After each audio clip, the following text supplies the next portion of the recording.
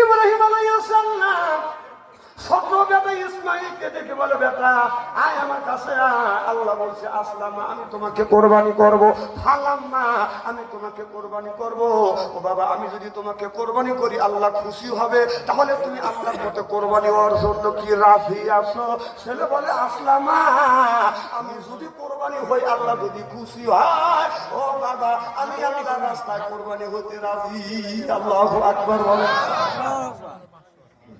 এবার ইসমাইল আলাইহিস সালাম বলে, বাবা আমি টান হয়ে জমিনে শুয়ে বললাম, বাবা তুমি আমারে কোরবানি করো, আমি হাতও লড়াবো না।